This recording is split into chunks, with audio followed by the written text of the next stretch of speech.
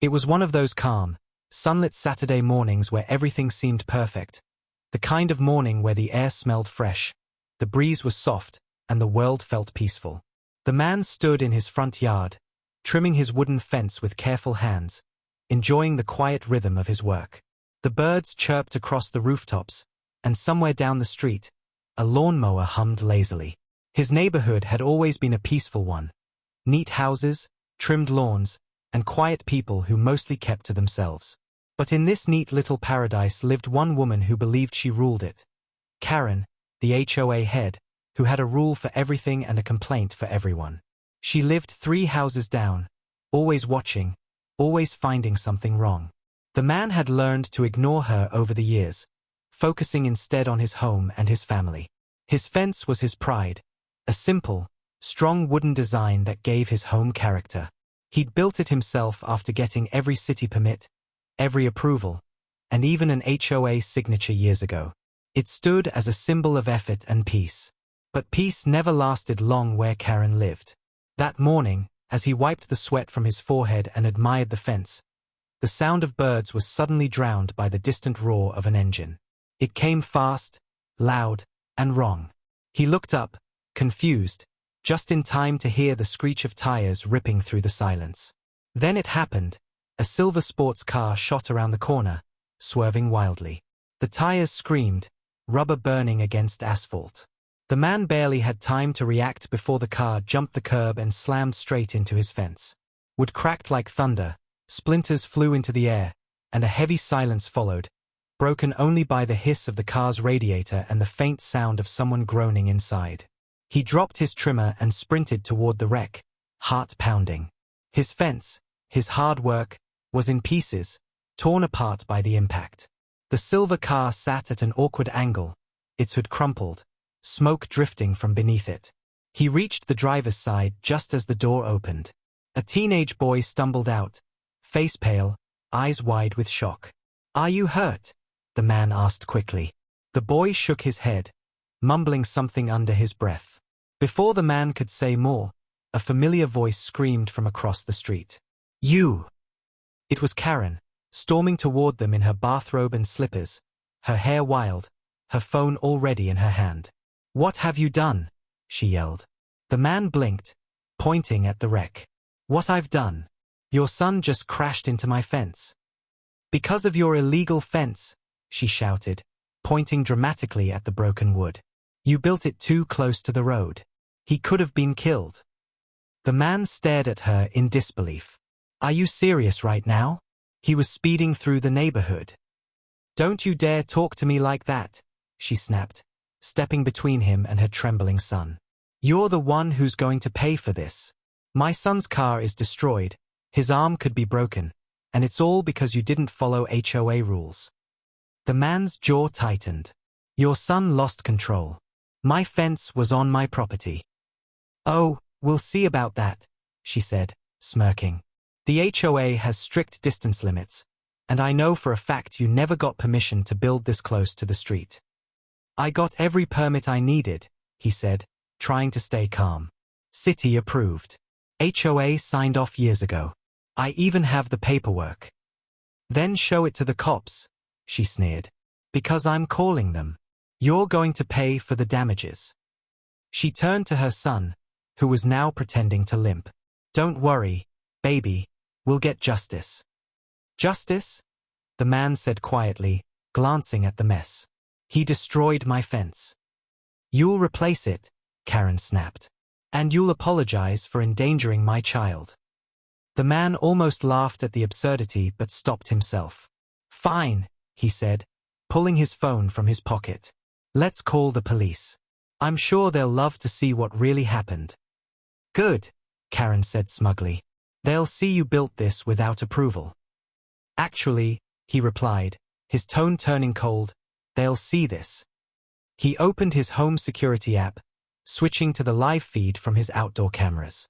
The footage was crystal clear: his fence, his yard, the road, and then the silver car speeding recklessly before crashing into the fence. The boy's face was visible behind the wheel, his phone glowing in his hand. Karen's smile faltered. You probably edited that." It's live footage, Karen, he said. I can pull the timestamped video right now. She looked flustered for a moment but quickly straightened, crossing her arms. That doesn't prove anything. The HOA will back me up. He didn't reply. Instead, he quietly took photos of the damage. The tire tracks across the curb, the shattered boards, the broken taillight pieces on his grass. Neighbors had begun to come out now, drawn by the noise. One of them, an older man named Mark, walked over. "Everything okay here?" he asked, glancing between the wrecked car and the furious Karen. "No, it's not," she said quickly. "He built that fence illegally, and my son crashed because of it." Mark frowned. "That's nonsense. That fence's been here for years." "You stay out of this," Karen snapped. "This is between us." The man took a deep breath. "Karen, your son was speeding. You can lie all you want, but the evidence is right here. And once the police arrive, they'll decide who's at fault." Her lips curled into a mocking smile. "Oh, I'm not worried. I have influence in this community. I know how these things go." The man didn't bother replying. He just stood there, silent, watching her unravel.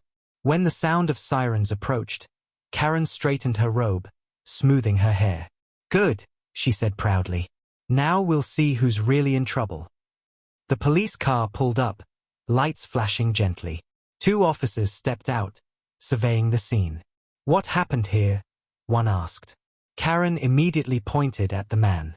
"He built that fence too close to the road. My son tried to avoid hitting it, but it was blocking the way." The officer interrupted. "Fences don't usually jump in front of cars." "Are you taking his side already?" she shouted. "He's lying. That fence isn't legal." The officer held up a hand. Calm down. We'll look at the damage first." The man stepped forward quietly. "Officer, I have video proof of what happened." "Video?" the second officer asked. "From your security system?" "Yes," the man said, showing them his phone. He played the footage. The officers leaned in, watching closely as the silver car appeared. The tires squealed, and the crash played out exactly as described. The driver's face, Karen's son, was clear. He was texting. "Well," the first officer said after a moment, "that's pretty straightforward." No, that's fake," Karen said, panicking. "He must have edited that. He's framing my son." The officer looked unimpressed. This is live footage from a connected security system. It can't be edited." Her son, standing awkwardly beside her, looked down at his shoes. "Mom, maybe we should just, quiet," she snapped. "We're not done here." The officer walked around the wreck, inspecting the damage. Your son was clearly speeding. The skid marks alone tell us that. This isn't the homeowner's fault." "But his fence wasn't the problem," the officer said firmly. "If anything, it stopped your son from driving into his house." Karen's face turned red with anger. "You can't talk to me like that. I'm on the HOA board." The officer sighed. "Then you should know better than to make false accusations." The man stood silently, arms crossed, watching her rage spiral. The officer turned to him. "We'll file this as property damage caused by reckless driving. You'll get a copy for insurance." "Thank you," he said. Karen exploded. "This is ridiculous. You're taking his side. My son's the victim here." "No," the officer said. "Your son is lucky this fence stopped him before he hurt someone." The teenager mumbled, "Sorry," under his breath, but Karen glared at him, silencing him instantly. As the police wrote their report, Karen paced like a caged animal. Her eyes darted between the broken fence and the calm man who refused to lose his temper. When the officer asked for her son's license and registration, she hesitated. "Do we really need to do that?" "This can be handled privately," she said with a forced smile. The officer frowned. "No, it's already an official report." He turned to the man. "We'll need photos of the fence for documentation." "Already done," the man said, showing his phone again. Good, the officer said. We'll tow the vehicle after we finish here. Karen's head snapped toward him. Tow? What?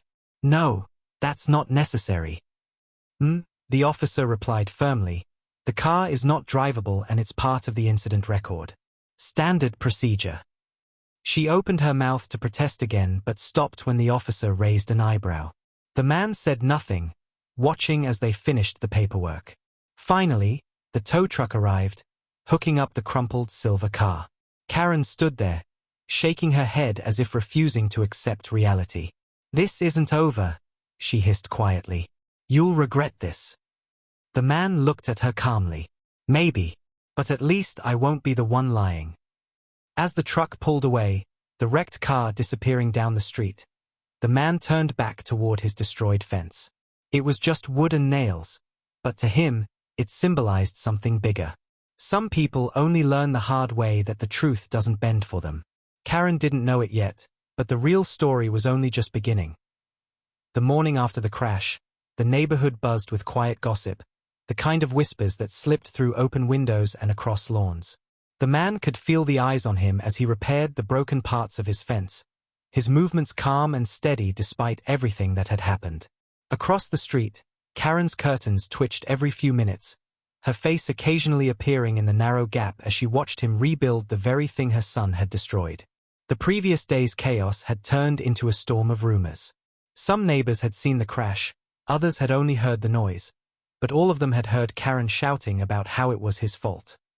She'd already posted on the HOA's online message board, claiming his fence was built too close to the curb, and that her son's accident was caused by dangerous property placement. It would have been laughable if it wasn't so predictable. The man ignored it, letting her words hang in the digital void while he focused on what he knew mattered most, the truth.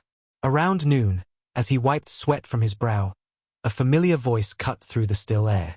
You're really not wasting time, are you? Karen called from her driveway, hands on hips, her fake smile wide. He turned slowly. I'm fixing what your son broke. What your fence caused, she shot back. And for your information, the HOA is already looking into it. That fence was never properly approved. He sighed. You keep saying that, but you signed the approval form 2 years ago. Remember? Her expression faltered for half a second before twisting into a glare. You must have forged that. I never approved anything. He chuckled softly, shaking his head. You should stop talking, Karen. Every time you do, it makes things worse for you. Oh, we'll see about that, she said, pointing a manicured finger. You'll be hearing from the board soon. And true to her word, within hours, 3 HOA members showed up at his door, clipboards in hand and uncertainty in their eyes. They were led by Karen's closest ally, a tall man with slick hair named Jeff. Good afternoon, Jeff said in an overly formal tone. We received multiple complaints about your fence. Apparently, it's violating neighborhood structure codes. The man looked at them calmly. You mean the same fence that's been here for 2 years without issue? Well, Jeff hesitated. Some people feel it's too close to the road. Some people, the man repeated. You mean Karen? One of the other board members, an older woman who'd always been friendly to him, looked uncomfortable. Look, we just have to check, okay? She's insisting the HOA reviews it. Fine, the man said, stepping aside. You can measure whatever you want. But when you're done, maybe you can explain why her son's car ended up on my lawn. Jeff cleared his throat, avoiding eye contact. They walked the length of the fence, took measurements, and compared them to their printed guidelines. Every number matched the code perfectly. So, the man asked, watching them closely. The older woman nodded quietly. It's within regulation. Jeff frowned, flipping through his papers as if trying to find something wrong. We'll have to double-check with the city. The man smiled thinly. Already did. Want me to forward you the permit documents? The woman looked like she wanted to laugh. Jeff looked like he wanted to disappear. We'll be in touch, he muttered before walking away. Karen watched from across the street, her arms crossed, fury burning in her eyes. You can measure all you want, she shouted. That fence is still dangerous. He ignored her, turning back to his tools. But that night, the real trouble began. Around 10 p.m., as he sat in his living room watching TV, his phone buzzed with a notification. Motion detected by his front camera. He opened the live feed, and there it was, Karen's son, creeping along the edge of his property with a flashlight, looking at the damaged section of the fence. Unbelievable, the man muttered, hitting record. He watched as the boy knelt down, examining the tire marks and broken boards. Then, pulling something from his pocket, he started taking photos. But it wasn't of the damage, it was of the fence posts, the grass, the curb. He seemed to be setting something up. The man zoomed in. The kid was scattering nails and broken wood further out toward the street, staging it to make it look like the fence had been built illegally close to the road. The man watched in disbelief as the boy took another round of pictures, clearly trying to create evidence. He didn't move, didn't yell, didn't even open his door. He just let the camera do its work. The next morning, he woke early, downloaded the footage, and sent it straight to the HOA president and the local police. He attached a short note, if she's going to lie, at least make sure her son isn't doing it on camera. By noon, the HOA meeting group chat was in chaos. Half the members were defending him, the other half trying to stay neutral, and only Karen kept shouting in all caps about fake evidence. She even showed up at his door again, red-faced and shaking. You think you're smart, don't you? She hissed. You think you can humiliate me? I don't have to, he said simply. You're doing it yourself. This isn't over, she yelled, stepping closer. You destroyed my son's reputation. He's a good kid. A good kid doesn't lie and tamper with evidence, the man said, his voice calm but cold. You should teach him to take responsibility. You can't talk to me like that, she screamed, and before she could say another word, a police cruiser turned the corner, stopping right in front of them. The officer from yesterday stepped out, holding a tablet. Morning, folks, he said. We reviewed the new footage you sent. Karen's eyes widened. Footage? What footage? The officer held up the screen. There, playing for everyone to see, was the video of her son sneaking around in the dark, moving debris, taking photos. Her jaw dropped. That's not him. That's someone else. The officer said evenly. Your son's wearing the same clothes he had on during our report yesterday. Same shoes. Same flashlight. It's him. You can't prove that. We already did, the officer said. And by the way, staging a scene after a police report is filed counts as evidence tampering. Karen's mouth opened and closed like she couldn't find air. Her son stepped out from behind her, pale and sweating. I'm sorry, he mumbled, barely audible. I was just trying to help. Help? She shouted, spinning toward him. You're making it worse. The man folded his arms, watching quietly as the chaos unfolded. The officer turned to him. Sir, thank you for the footage. We'll handle it from here. Appreciate it, he said simply. Try not to waste any more of your time on lies. The officer nodded, then turned back to Karen. We'll need to talk at the station. You can't do this, she yelled as they led her son toward the car. You're harassing my family. No, the officer said. Your son committed a crime. As they drove away, Karen stood frozen in her driveway, trembling with rage, her neighbors peeking from their windows. The man went back inside, closing his door quietly. For the rest of the day, the neighborhood buzzed like a beehive. Everyone knew now. Karen had finally pushed too far. That night, the man sat by his window, the soft glow of his repaired fence lights flickering outside. He took a sip of coffee and smiled faintly. The truth always wins, he said to himself. But deep down, he knew Karen wouldn't stop there.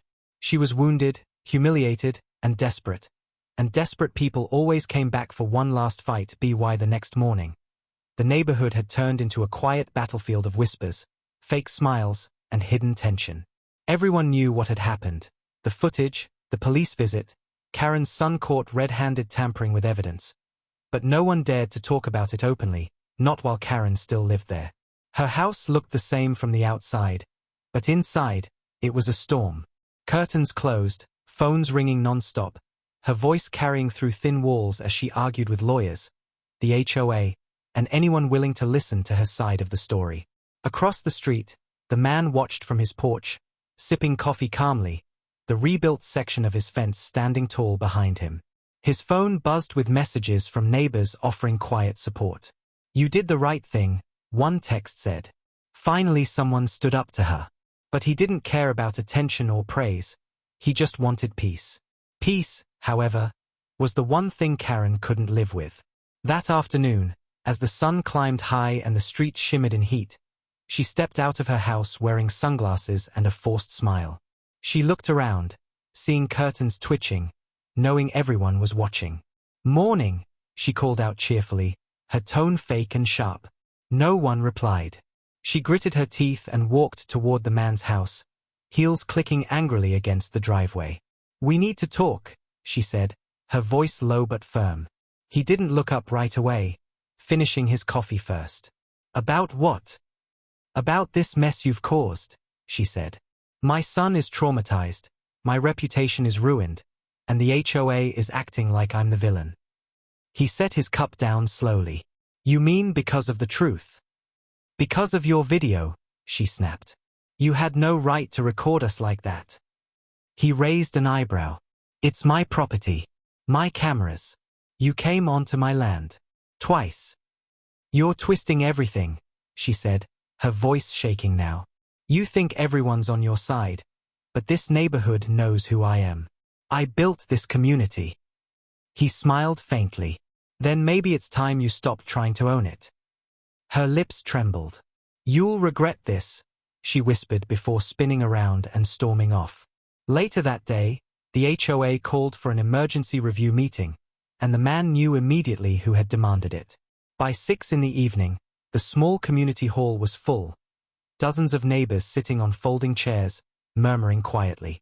The HOA president, an older man named Bill, sat at the front, looking exhausted already. Karen stood beside him, clutching a thick stack of papers. "Thank you all for coming," she began, her voice dripping with false confidence.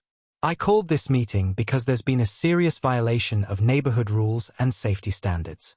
This man," she said, pointing dramatically at him, "has been running unauthorized surveillance, harassing residents, and spreading false claims about my family." Gasps rippled through the crowd. The man didn't move, didn't speak. Bill cleared his throat. "Karen, we discussed this." "No," she interrupted. "This is my right. He's been spying on us for months. He's got cameras pointing at everyone's yards. It's invasive." She slammed the papers on the table, but a few fell to the floor, scattering into a mess of unmarked screenshots and blank complaint forms. "He's dangerous," she continued. "He even tampered with evidence to frame my son." Someone in the crowd finally spoke up, a woman from 2 houses over. "Karen, we all saw the video. Your son broke the fence and then tried to stage it. Don't lie." Karen turned toward her, eyes wide with rage. "You don't know anything. He's just a boy." Another voice joined in, this time a man near the back. "He's 17 and he called a tow truck to hide the car. That's not a mistake, that's a plan." The room buzzed with murmurs again. Karen's face turned red. "You're all turning on me because of him," she screamed, pointing at the man, who still sat calmly, hands folded on his lap. Finally, Bill stood. "Karen, enough. We've reviewed the footage and the reports. His fence was legal, his cameras are permitted, and your accusations hold no proof." "You can't do this," she shouted. "You can't take his side." Bill sighed. "We're not taking sides. We're following facts. You and your son broke HOA rules, lied to officers, and damaged private property. You've brought nothing but chaos." Karen's eyes darted around the room, desperate for support, but all she saw were turned faces and folded arms. "You'll regret this," she hissed again, voice trembling. "You're all going to regret this." She grabbed her papers and stormed out, slamming the door so hard the lights flickered. The room fell silent for a moment before Bill turned to the man. "I'm sorry you had to deal with that," he said. "She's difficult." The man nodded. "You don't have to apologize. She's always been like that." Bill sighed. "We're going to take action. Enough is enough." "Action?" the man asked quietly. "We're suspending her HOA privileges and reviewing her position on the board. She's lost too much credibility." The man said nothing, but deep down, he knew this was the only way it could have ended. When he stepped outside, the sky was painted gold with the setting sun. The air smelled like rain, heavy and clean. He walked home slowly, the sound of kids playing echoing faintly in the distance. But peace, as always, didn't last. That night, around midnight, he woke to a faint noise outside, a metallic scrape, a quick clatter. He sat up, heart alert, and reached for his phone. The motion camera feed blinked to life, and his stomach tightened. A figure was near his fence again. Not the sun this time. It was Karen. She was dragging something heavy, something that gleamed under the faint porch light. He zoomed in. It was a can of paint. She crouched near the fence, opening it slowly, glancing around. Then she started painting crude words across the wood in bold white letters. Liar. Fraud. Cheater. His jaw clenched. He recorded everything. When she was done, she stepped back, admiring her work like a twisted artist, then whispered to herself, "Let's see him clean that." She walked away quietly, the paintbrush still in her hand.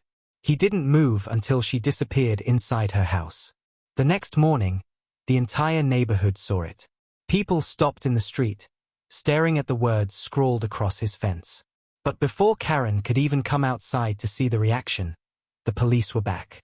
The man showed them the footage, every second clear as day, her sneaking out, painting, whispering, leaving. The officer shook his head. "She's digging her own grave," he muttered. By noon, Karen was being questioned again. She tried to deny it, claiming the video was fake, that someone framed her, but no one believed her anymore. The neighbors who once feared her now pitied her. Her power was gone, her pride shattered. That evening, as the sun set, the man stood in front of his fence, now clean again after he repainted it. His wife joined him quietly. "It's finally over," she said. He looked across the street, where Karen's curtains were drawn tight. "With her? Never," he said softly. "But every lie has a limit. And hers is running out." He turned off the porch light, the fence glowing faintly in the fading light, the air heavy with the promise that the final confrontation was still coming. Days passed, but the tension in the neighborhood refused to die. It hung in the air like smoke after a fire, visible, bitter, and slow to fade. Karen barely left her house, but everyone could feel her presence watching from behind her curtains. Every morning, the man noticed the faint twitch of her blinds whenever he stepped outside. It was like she was waiting for something, plotting in the shadows. The man kept his routine steady. He fixed his fence, repainted the sections that had been vandalized, and mowed his lawn like nothing had happened. But inside, he stayed alert. He knew Karen too well. People like her didn't just give up. They planned, they schemed, and they struck when everyone thought it was finally over. That strike came one humid afternoon when an HOA envelope appeared in his mailbox. The man opened it and scanned the letter inside, his jaw tightening with disbelief. It was an official notice of violation, claiming that his fence had been constructed outside approved boundaries, and that he had failed to maintain neighborhood aesthetic standards. The fine, $500. At the bottom was Karen's signature. HOA Board Secretary. He almost laughed. "Unbelievable," he muttered, shaking his head. She had been removed from the HOA board last week. Yet here she was, still using her old title to try to intimidate him. He knew this wasn't about rules or aesthetics. It was about revenge. That evening, he walked to the HOA office, just a small community building near the park, and asked to see the president, Bill. When Bill saw the letter, he frowned deeply. "She signed this." "Yesterday," the man said. "I thought she was suspended." Bill rubbed his temples. She was. Officially, she has no authority to issue this. She must have used the old letterhead from her files. So she's forging HOA letters now, the man said quietly. This is getting out of hand. Bill nodded. I'll handle it. I promise you. But Karen didn't stop. The next day, 3 different neighbors got letters too, each one claiming violations connected to the man. One was fined for parking near his driveway, another for having an unapproved fence color, and another for hosting disruptive gatherings. It was chaos. The neighborhood WhatsApp group exploded with messages. Did you all get this too? These fines can't be real, right? Karen's gone insane. And just as fast as the panic began, the man posted a simple message: ignore them. She has no power. The real HOA confirmed it. Screenshots followed, proof of Bill's official statement clearing everyone. The neighborhood, once divided by fear, now stood united against her. By evening, Karen's plan had backfired spectacularly. She came storming out of her house, shouting across the street. You think you can turn them all against me? You think you can ruin my name? The man stood calmly by his porch. You're doing that all by yourself. You'll regret this, she screamed. I'll sue you for defamation. You'd have to tell the truth first, he said simply, and walked back inside. The next day, Karen made her boldest move yet. 2 city inspectors showed up at his door, clipboards in hand. We received an anonymous complaint. One of them said, about illegal electrical installations and property extensions. Mind if we take a look? The man smiled faintly. Let me guess, he said. Anonymous complaint from across the street. The inspectors exchanged glances but didn't answer. He stepped aside, letting them in. They checked his garage, his wiring, his fence, his solar setup, everything. And every single thing was perfectly legal, up to code, and city approved. When they left, one of them even said, whoever's reporting you must really hate you. But don't worry, we'll file this as harassment. That night, as the streetlights flickered on and the world quieted down, Karen's house erupted in shouting. Neighbors could hear her screaming on the phone, pacing, ranting, slamming doors. Her son tried to calm her down, but it was useless. She'd lost control completely. By now, most of the neighborhood ignored her. Some even avoided her entirely, walking their dogs on the opposite side of the street. The power she once held, her control, her fear tactics, was gone. But instead of accepting defeat, she doubled down on her madness. 2 nights later, around midnight, the man's motion sensor light flicked on again. He checked his camera feed, expecting to see Karen sneaking around like before, but this time, it wasn't her. It was her son. The same silver car that had been towed weeks ago was back, freshly repaired but still bearing faint scars from the crash. The boy stood next to the car, holding a sledgehammer. The man leaned forward, frowning. The kid looked around nervously, then swung hard, smashing one of his new fence panels clean off. The wood splintered, pieces flying across the yard. The boy swung again, harder this time, breathing heavily. The man hit record, zooming in as the boy hit the fence a 3rd time before tossing the hammer back into the trunk and speeding off into the night. The next morning, Karen was already outside pretending to water her plants when police cruisers pulled up again. Her face fell as the officers walked straight to her door. Within minutes, her son was led out, head down, avoiding everyone's eyes. The officers showed her the footage on a tablet, and the entire neighborhood watched from windows and porches. Karen's screams echoed down the street. You can't arrest him for this. He's just a kid. He's being framed again. But the evidence was clear, the video undeniable. Her son was charged with vandalism and harassment. The police gave the man a copy of the report and assured him they'd file for a restraining order if necessary. When they left, the street went silent again. The man stood on his porch, watching Karen collapse to her knees, sobbing. For a moment, he felt a twinge of pity, but it vanished as quickly as it came. She had created every bit of this herself. That night, a soft rain began to fall. The sound against the repaired fence was gentle, rhythmic, like a heartbeat. The man sat by the window, sipping tea, his wife beside him. "Do you think she'll ever stop?" she asked quietly. He stared out at Karen's dark house, one light still glowing through the rain. "People like her don't stop," he said. "They just wait for a chance to strike again." "Then what will you do?" He smiled faintly, eyes still on the storm. "The same thing I've always done. Keep calm, keep proof, and let her destroy herself." Lightning flashed across the sky, followed by distant thunder. Somewhere inside her dark house, Karen's phone lit up with a new message from the HOA legal committee, informing her that formal charges were being filed for falsifying documents and harassment.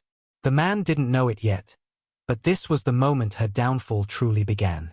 She had built her power on lies, and now those lies were about to bury her. The storm outside had passed, but inside the neighborhood, a different kind of storm was brewing, quiet, heavy, and inevitable. Karen's arrest had changed everything. The whispers in the streets turned into conversations, and those conversations turned into truth. Everyone finally saw her for what she was. But instead of learning her lesson, Karen grew darker. Her once perfect house began to decay, paint chipping, garden dying, and blinds permanently shut. People said they heard shouting late at night, her voice echoing in anger, her son's voice breaking in guilt. The man stayed out of it. He had no interest in revenge. He just wanted peace. But peace, it seemed, wasn't ready to stay. One afternoon, as he was returning from work, he saw a city truck parked near his driveway. Two men were measuring the sidewalk and marking the grass with orange paint. "Afternoon," he said cautiously. "What's going on?" One of the workers glanced up. "Got a request from the HOA. Something about encroachment and property line violations." He frowned. "That's not possible. This land's been surveyed twice already." "Hey, we're just doing our job, sir," the man said, shrugging. Orders came from the top. The man looked toward Karen's house, and there she was, standing on her porch with that same smug smirk she always wore before trouble started. "Morning," she called, voice sugary sweet. "Just doing some routine checks. Nothing personal." He didn't answer. He didn't need to. That smirk told him everything.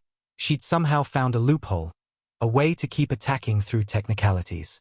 That night, he called Bill, the HOA president, and explained what happened. Bill groaned. "She's not even on the board anymore, but she's been sending emails under a fake address. We've reported it, but it's taking time." "She's escalating," the man said quietly. "This isn't just noise anymore. She's obsessed." Bill sighed. "Don't worry, we'll shut it down. I'll have the city verify your property boundaries again, officially this time." "Make sure it's on record," the man said, "because I have a feeling this isn't her last move." He was right. The next morning, he woke to find 3 code enforcement vehicles parked near his property. Officers walked through his yard with clipboards, cameras, and measuring tools. One of them approached him with a stern look. "Sir, we received multiple complaints about unpermitted construction, electrical hazards, and environmental damage from your fence lighting." He stared at them. "Environmental damage? It's solar-powered." "We have to follow up," the officer said. "We're just here to document." For an hour, they took photos and notes, while Karen stood across the street pretending to water her dead flowers, watching with satisfaction. When they finally left, one officer quietly handed the man a card. "I probably shouldn't say this, but this isn't the first time she's pulled this.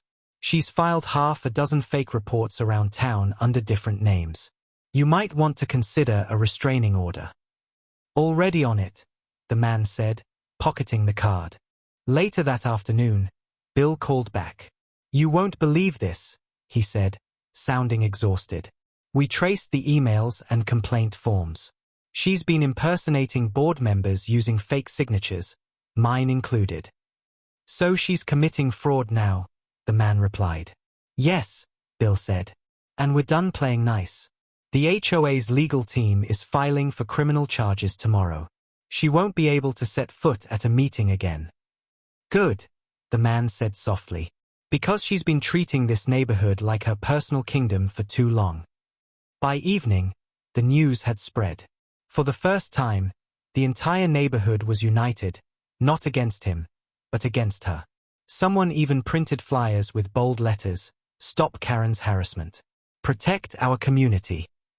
They posted them on lampposts and mailboxes. The once feared HOA queen had become the villain of her own story. But as the sun set, the man couldn't shake the feeling that something was coming. People like Karen didn't go quietly. That night, just after midnight, his cameras picked up movement again. He opened the live feed and froze. A car pulled up slowly, a black sedan, unfamiliar. Two men stepped out, wearing hoodies, glancing around nervously. One pointed toward his house. The man's blood ran cold. These weren't neighbors. One of them whispered something before walking straight to the fence with a gas can in his hand. His heart pounded. He zoomed in. The second man struck a match, testing it in the air. "No," he whispered, standing up fast. He hit the siren button on his security app. The yard lights flared to life, blinding the intruders, followed by a blaring alarm. Startled, they dropped the gas can and ran to their car, speeding off into the night. The man called 911 instantly, his voice steady but low. Within minutes, police arrived, combing the area. The officers found the gas can and a set of tire tracks leading directly toward Karen Street. "You think it's connected?" one officer asked. "It's not a coincidence," the man said. "She can't get me legally anymore, so now she's trying other ways." The officers nodded grimly. They took statements, checked the footage, and promised to increase patrols in the area. The next morning, Karen's porch was crowded again. This time with officers serving her with 2 warrants. Fraud. False reports. Harassment. Her face went pale as they read the charges. "This is ridiculous," she yelled. "He's behind this. He's framing me again." The lead officer didn't respond. You need to come with us." Her son stood in the doorway, silent, his eyes empty. She turned to him, desperate. "Say something. Tell them here's the problem." But the boy just stared, lips trembling. "Mom, please. Stop." For the first time, her fury broke. She froze, tears forming as realization sank in. The man watched quietly from his porch as they led her to the patrol car, her voice echoing one last time through the street. "You can't get rid of me. I built this place." When she was gone, the street fell completely silent. Even the air felt lighter, like the whole neighborhood had exhaled for the first time in years. Over the next few days, things began to change. The neighbors who had once avoided each other started talking again. Kids played outside without parents worrying about fines or rules. The man fixed the last damaged section of his fence, painting it a deep, rich brown. It looked stronger now, unbreakable, just like the peace he'd fought for. But even as he admired it, he couldn't shake one last thought. Karen might have been gone, but her kind of trouble never vanished completely. It only waited for another place to grow. That night, under the quiet hum of crickets, he looked at his perfectly repaired fence and whispered to himself, "Sometimes, the strongest walls are the ones people tried to tear down." Weeks passed since Karen's arrest, and the neighborhood began to taste peace for the first time in years. The lawns looked greener, the air felt lighter, and the neighbors finally smiled at one another without fear of getting reported for violating community rules.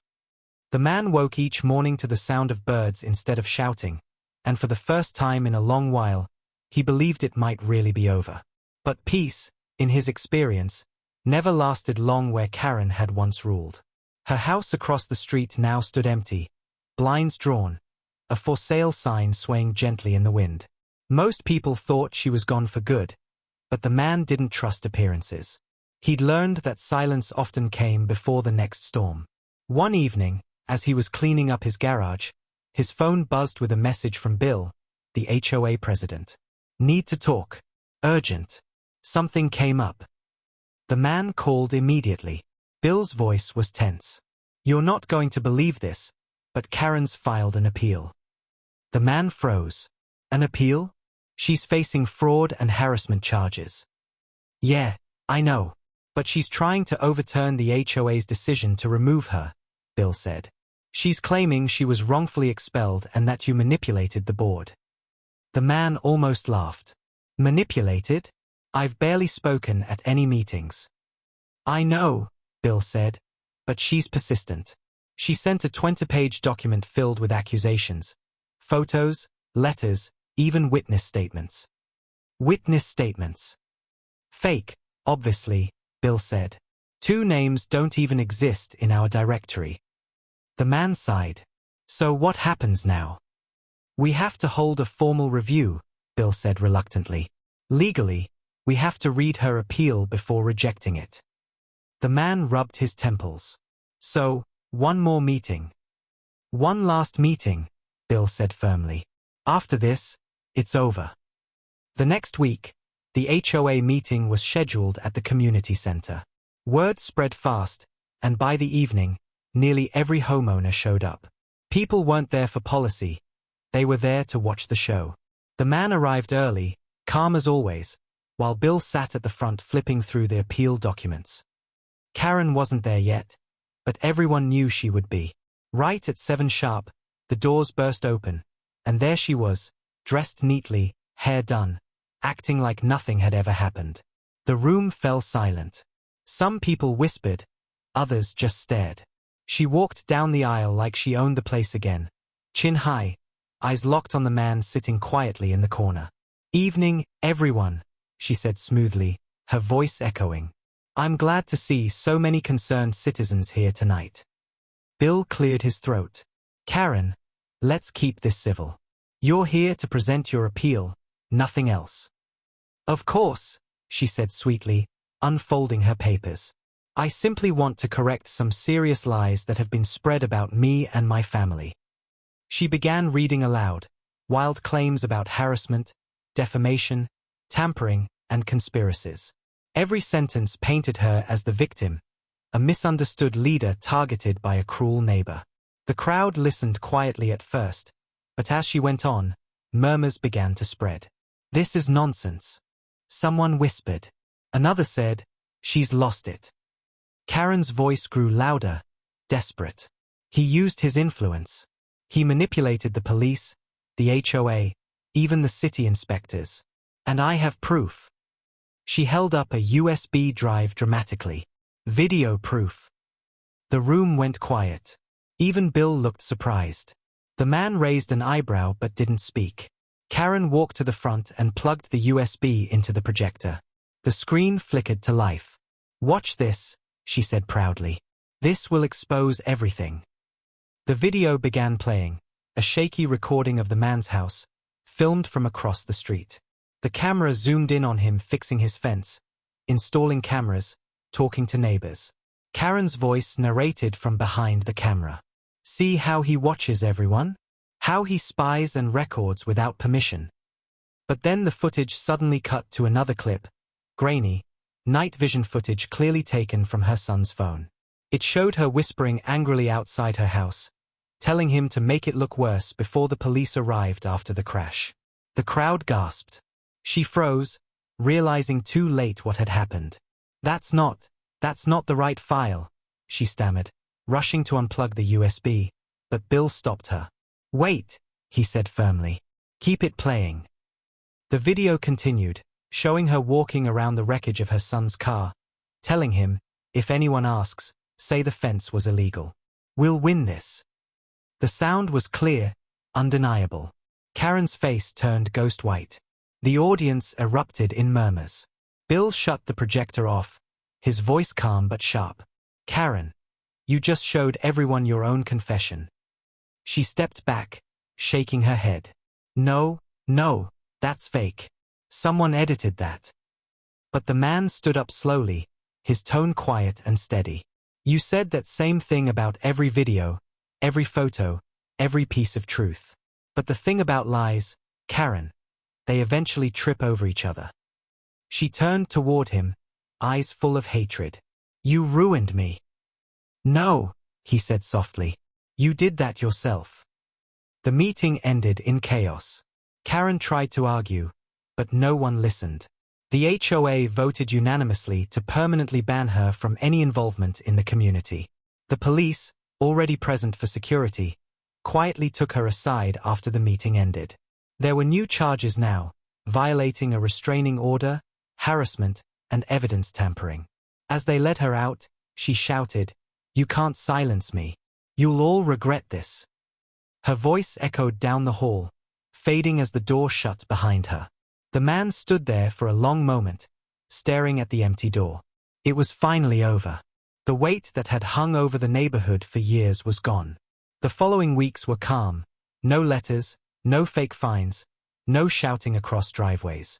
Karen's house went up for auction, her car repossessed, her son sent to live with relatives out of state. The neighborhood thrived again.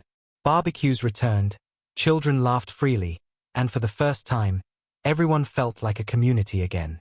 One evening, as the man stood on his porch, watching the sunset reflect off his perfectly rebuilt fence, Bill walked over holding a bottle of lemonade.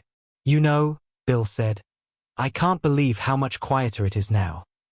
The man smiled. "That's what peace sounds like." Bill nodded. "She really thought she was untouchable." "They all do," the man replied, looking across the street at the empty house. "Until the truth hits them harder than a crash ever could." They stood there in silence, listening to the faint hum of crickets. The neighborhood had survived the worst kind of storm. A storm of lies, pride, and ego, and come out stronger. But deep inside, the man knew one final thing. Power wasn't about controlling others. It was about standing still when chaos tried to move you. As the night fell, the lights from his fence glowed softly in the darkness, a symbol of everything she tried to break but couldn't: his patience, his truth, and his peace. Months passed since the final meeting that ended Karen's reign of chaos, and the neighborhood had transformed into something almost unrecognizable. Gone were the shouting matches, the HOA threats, and the cold tension that had once poisoned every conversation. Now, children laughed freely as they played tag near the sidewalks. Neighbors waved as they watered their gardens, and evening barbecues filled the air with the smell of grilled food and peace. The man, the quiet center of it all, finally allowed himself to breathe. His fence, once the source of all conflict, stood stronger than ever, smooth, clean, and steady under the warm sunlight. It had become more than wood and nails. It was a symbol of what he had endured and what he had protected. Every morning, he would step out onto his porch with his coffee, looking across the street where Karen's old house sat empty. The for sale sign had been there for weeks, but no one seemed eager to buy it. Rumors had spread far beyond the neighborhood about the HOA disaster woman, who once ruled this place like a tyrant. Realtors whispered, potential buyers hesitated, and the house sat like a silent monument to pride and downfall. But one morning, things changed. A moving truck pulled up, its engine rumbling softly. A young couple stepped out, a man and woman, cheerful, hopeful, full of energy. The man watched as they unloaded boxes, smiling politely when they waved at him. He waved back, relief washing over him. Finally, new life was coming to that cursed house. Later that day, the couple approached him with a plate of cookies and warm smiles. "Hi, we're the Parkers," the woman said. "We just moved in. Heard this neighborhood is lively." The man chuckled. "That's one word for it," he said, accepting the cookies. "I'm glad you moved in. It's a good place when the right people live here." "We heard some stories about the last owner," the husband said carefully. "Karen, right?" The man nodded. "You heard right." The husband grinned. "Sounds like she was quite the character." "Character's one way to put it," the man replied, smiling faintly. "Let's just say she taught us all what happens when power goes to your head." The Parkers laughed, thanking him before heading back home, their laughter echoing softly down the street. For the first time, the house across the street didn't feel like a shadow, it felt alive again. That evening, the man sat on his porch with his wife, watching the sunset paint the sky gold and orange. "Feels different, doesn't it?" she said. "Lighter." He nodded. "It's amazing how much damage one person can cause, and how much peace one person can bring back." She smiled. "You think she's really gone for good?" He sipped his coffee slowly. Maybe not. People like her never really go away. But she won't come back here. Not after everything. As the night settled in, the hum of crickets replaced the noise of the day. The soft glow from his fence lights shimmered faintly against the driveway. He thought about the chaos, the lies, the shouting, the endless fights, and how all of it had led here. The victory wasn't in beating her. It was in enduring her without losing himself. But just as he began to relax, his phone buzzed with a new email notification. He glanced down, expecting another neighborhood update, but the subject line made him pause. HOA inquiry, fence dispute, urgent. He opened it slowly. The message was short, unsigned. You might have one, but some of us haven't forgotten. See you soon. He stared at it for a long time, his heartbeat steady but cold. He didn't recognize the sender's address, but something about the tone, sharp, self-righteous, felt hauntingly familiar. He showed it to his wife. Her face paled. Do you think it's her? He shrugged. Could be someone defending her. Could be her herself, using a fake account. Doesn't matter. You're not worried? She asked softly. No, he said calmly, closing the email. Because this time, I have everything recorded. Every message. Every word. I learned how to deal with people like her. He stood up, looking across the street. The Parker house was dark now, lights out, curtains drawn, peaceful. The man smiled faintly, then looked up at the sky. Let her try, he whispered. I'm not afraid of storms anymore. Days passed, and nothing happened. The strange email faded into the noise of everyday life, replaced by calm routines and friendly chatter. But sometimes, late at night, when the streetlights flickered and the wind rustled through the trees, he'd swear he saw a faint shadow near the edge of the street.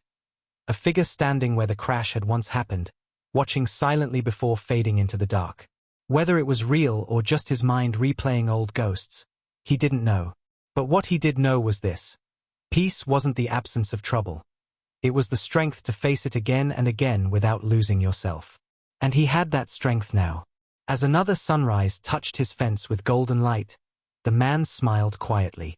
The storm had passed, the scars had healed, and the neighborhood finally belonged to those who valued peace over power. Karen's story had ended, but his was proof that the calm after the storm always comes for those who stand their ground. He turned away from the window, the morning light spilling across his living room floor, and whispered to himself, let them come. The truth will always be stronger.